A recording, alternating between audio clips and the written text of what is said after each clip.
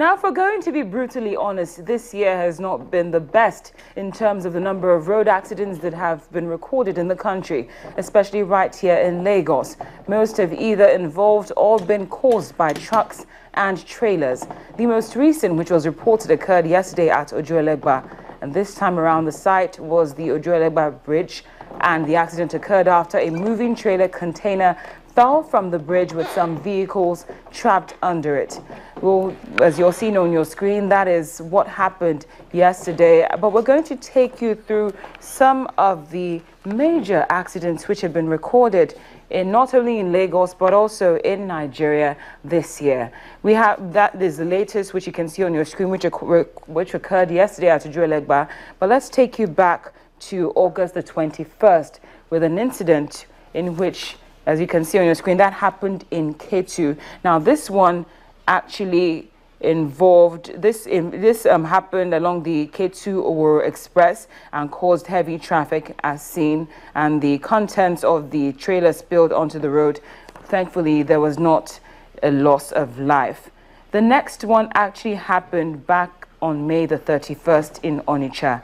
In this case, the accident claimed as many as 69 lives, while 12 buses got burnt in the inferno. Now, in Osun State, 77 people died from road traffic crashes in the state between the period of January and April. And according to the Osun Sector Commander, a total of 94 crashes involving 750 persons occurred in the state within the period under review. Most accidents on the road are caused, according to him, by human errors, recklessness, as well as impatience. In Rivers State on February the 16th, the Bayelsa State Governor actually commiserated with Professor Edmond Alison Oguru, that's the Secretary to the State Government, on the death of his wife in a ghastly auto crash, which also claimed the lives of other prominent Bayelsa women, numbering about 10 in number.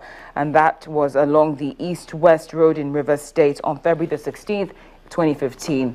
Now, if you go back to the start of the year, about January the 17th, another one occurred at Ogudu, and it involved a Mercedes-Benz and another car, and happened at a bus stop coming from Ogudu, heading towards 3rd Mainland Bridge very early in the morning. We understand that all the occupants of the car were rushed to hospital and believe that they survived that unfortunate incident.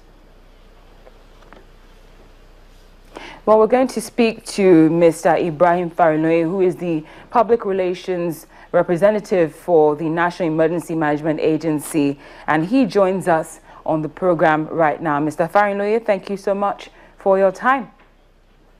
Thank you, ma. Good afternoon, ma. Good afternoon. Now, I have to ask at this point, now that we're doing a flashback, and I must say these are just the major ones. Are you having any collaborative efforts, you know, amongst, for instance, LASMA, FRSC, and also NEMA, to probably prevent incidents like this from occurring, especially when we remember what happened yesterday? Yes, just like you well understand that NEMA is the vocal point of emergency management in the country. Yes. All other stakeholders are in conjunction with NEMA, especially the Road Safety, Federal Road Safety Corps, and respective state governments agencies. We are collaborating, and presently, as at yesterday afternoon, we are looking at various ways of combating this menace, though we have several working documents that regulate the activities of road users. Okay. Especially, that's the National Road Traffic Regulation, where we are under which the National Road Traffic Code comes in, and several other documents comes under these ones.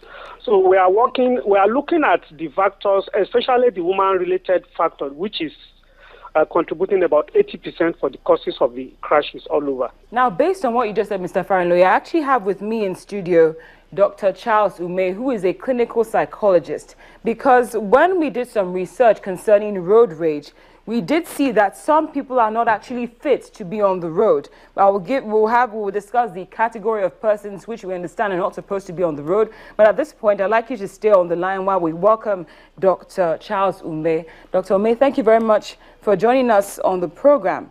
Now, we have various categories of people who should not be driving concerning our research, and we see that the severely depressed, people with anxiety states, those with acute psychotic disorder, to mention a few, should not be on the road. Do we have these facilities in place to check the state of mind of drivers on the road?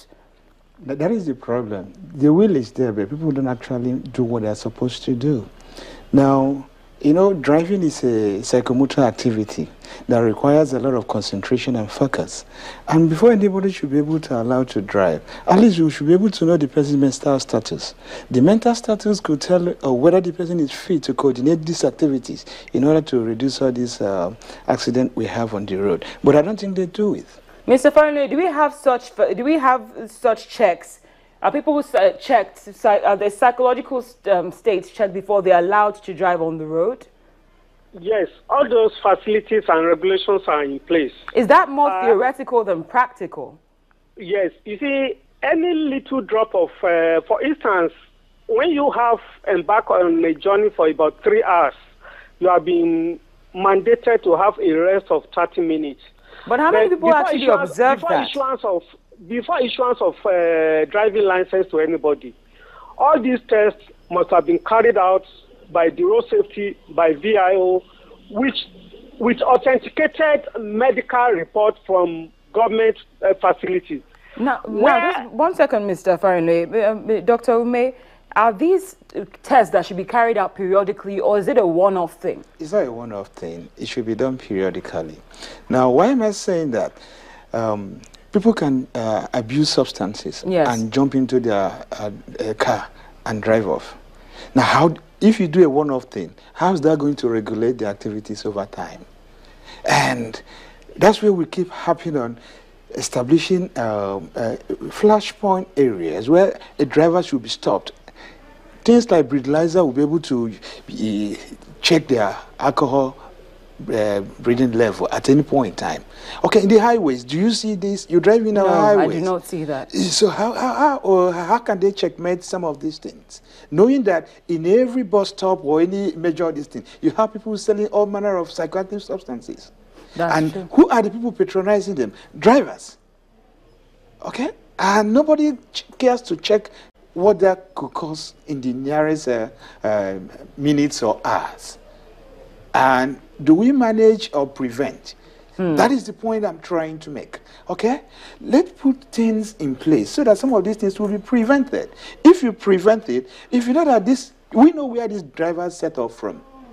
That is where before any driver gets into any commercial vehicle, he must be checked to know the level of psychiatry sometimes in the system, to know the person's level of concentration. Okay, what about people who, you finish fighting with your wife? You stormed out of the house to go and carry some people to another destination. What is your state of mind? How do we know all these things? Okay, it's at the bus stop that they will be checked. And if they discover that somebody is under any manner of influence or not psychological fit to drive, you stop them from driving. Or if you catch them on the road, you test their psychiatric substance level, okay, to know whether that person is fit to actually continue on such journey. But we don't have such things. I don't think I have seen one. Mr. Farinwe, based on what our clinical psychologist is telling us, we think these are, and you can even see the category of persons who we're saying should not be driving, and these are very disturbing. People with that have challenges with learning disability, also personality disorders, dementia, chronic schizophrenia, hypomania and mania, people with acute psychotic disorder. We're seeing all sorts there, but based on what we understand from Dr. Charles Ume, I think we need to have more periodic checks, or based on what he's saying, I'm just taking from what he said, we might need to have more periodic checks so that we can have more preventive cases instead of trying to salvage a situation like what we saw yesterday. But as always, we appreciate your time. Thank you so much for joining us on the program, Mr. Farinwe. Dr. Charles Ume, any last words? No, it's very important we call a spade a spade. For instance, say accident. If you look at accident, you exonerate people of this blame because most of the causes are human factors. Yes. But let's call it road crash or car crash. Then you'll be able to know that, okay, I did it due to my error so that we can prevent. But if you say it's an accident, you exonerate a lot of people of blame. Yes. So let's call a spade so that we can checkmate some of these excesses on the road. Dr. Charles, we're very grateful for your time as always. Thank you so much. And on that note, here is our question of the day. We're asking you, how can road accidents be minimized to the barest? Feel free to send us your thoughts and your ideas either via email or Twitter. The address and handle are right there on your screen. As always, it's been a pleasure.